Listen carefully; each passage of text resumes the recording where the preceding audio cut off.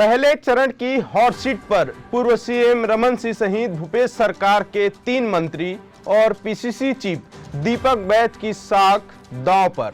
40,78,681 मतदाता करेंगे भाग्य का फैसला। नमस्कार, स्वागत है आपका न्यूज प्लस 21 में और मैं हूं आपके साथ में अविनाश चंद्रवंशी।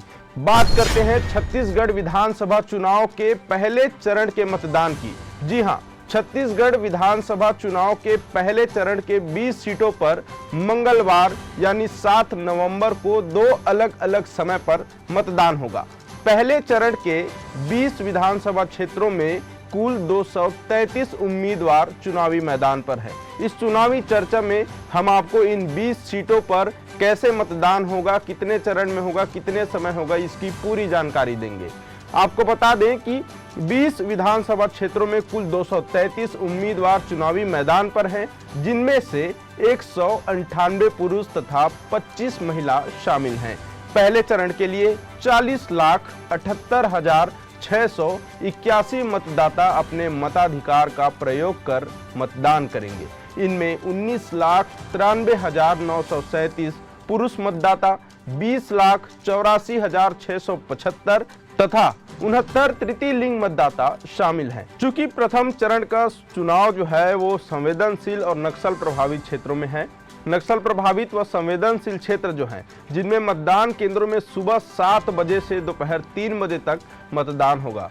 उन नक्सल और संवेदनशील क्षेत्रों की बात करें तो उनमें है मोहला मानपुर, अंतागढ़, भानु प्रतापपुर, कांकेर, केशकाल, कोंडागांव, नारायणपुर, दंतेवाड़ा, बीजापुर और कोंटा शामिल है। इसके अलावा पंडरिया, कवर्धा, खैरागढ़, डोंगरगढ़, राजनांदगांव, डोंगरगांव, खुज्जी, बस्तर, जगदलपुर और चित्रकूट में सुबह 8 बजे से शाम 5 बजे तक मतदान होगा। अब इन 20 सीटों पर किसकी साख दांव पर है, इसकी बात करें तो पहले चरण में 20 विधानसभा सीटों के लिए 7 नवंबर को होने वाले मतदान में पूर्व मुख्यमंत्री डॉक्टर रमन सिंह समेत उनके कैबिनेट के 5 पूर्व मंत्रियों और भूपेश सरकार के 3 मंत्रियों व पीसीसी चीफ दीपक बैज की साख दांव पर है। वहीं इन सीटों में करीबी मुकाबले की बात करें तो नारायणपुर में चंदन कश्यप मौजूदा वर्तमान विधायक हैं। 2018 के विधानसभा चुनाव में चंदन कश्यप ने भाजपा प्रत्याशी और पूर्व मंत्री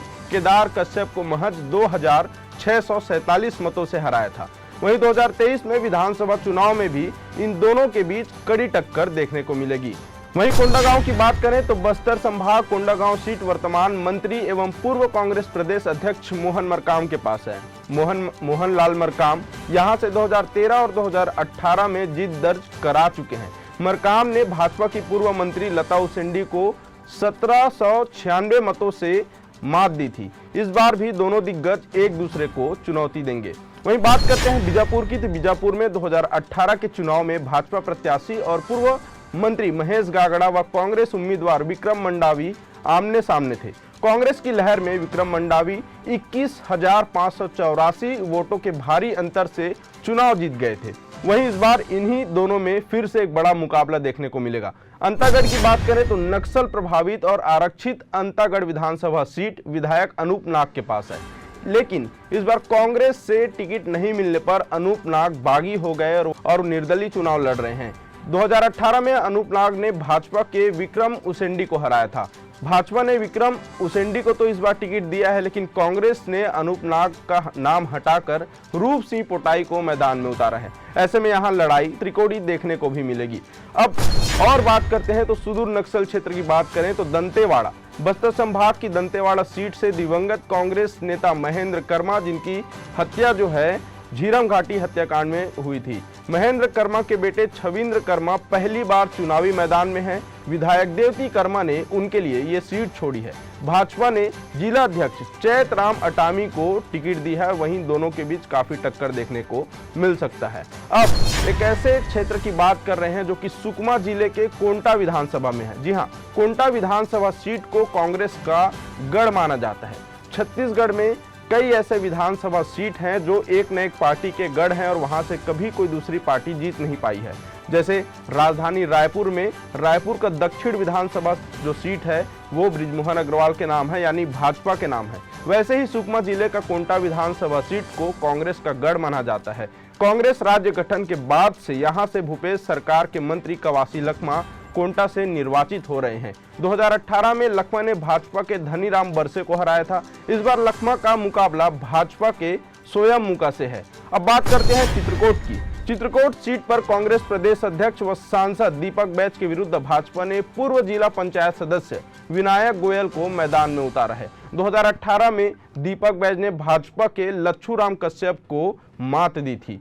अब बात करें केशकाल की, तो केशकाल सीट से कांग्रेस से विधानसभा उपाध्यक्ष व 2 बार के विधायक संतराम नेताम और भाजपा से भारतीय प्रशासनिक सेवा की नौकरी से त्याग देकर राजनीति में कदम रखने वाले नीलकंठ टेकाम प्रत्याशी हैं। यहां 2013 से लगातार कांग्रेस का कब्जा बना हुआ है। अब ऐसे विधानसभा क्षेत्र की बात करें जहां से पूर्व मुख्यमंत्री थे। जी हां, राजनांदगांव विधानसभा सीट पर पूर्व मुख्यमंत्री डॉक्टर रमन सिंह का दबदबा रहा है। रमन सिंह यहां से 6 बार के विधायक रहे हैं। इन्होंने 2008 से 3 बार जीत हासिल की है। इस बार रमन सिंह का मुकाबला कांग्रेस के नेता गिरीश देवांगन से होगा। वहीं अब कवर्धा, जहां पर समाज और धर्म के नाम पर एक बड़ा विवाद हुआ था और ये इस विवाद का जो प्रभाव है वो कवर्धा में देखने को मिल सकता है। लेकिन अगर हम चुनाव की बात करें, प्रत्याशियों की बात करें, तो छत्तीसगढ़ की कवर्धा विधानसभा सीट पर ओबीसी समुदाय साहू समाज का वर्चस्व रहा है। हालांकि इस सीट पर वर्तमान विधायक मोहम्मद अकबर हैं, जिन्होंने 2018 के विधानसभा में प्रतिद्वंदी भाजपा के अशोक साहू को हराया था। इस बार भाजपा ने यहां प्रदेश महामंत्री व भाजयुमो के पूर्व प्रदेश अध्यक्ष विजय शर्मा को टिकट दिया है। तो इस प्रकार से ये तमाम वो सीटें हैं जिनमें काफी टक्कर देखने को मिलेगा और कल चुनाव होना है। 7 नवंबर को चुनाव होना है। 2 अलग अलग समय में नक्सल क्षेत्र और अति संवेदनशील क्षेत्रों में चुनाव होना है। तो कल इसका मतदान है और तमाम जो लोग हैं वहाँ के मतदाता हैं वो दूर दराज से मतदान करने वहाँ पर पहुँच चुके हैं। मतदान करने वाले जो लोग हैं और जो नोडल अधिकारी हैं, निर्वाचन के जो कर्मी हैं, वो भी वहाँ पर पहुँच चुके हैं। आगे और भी चुनावी बड़े अपडेट के लिए देखते रहें न्यूज़ प्लस 21, आपके हक की बात।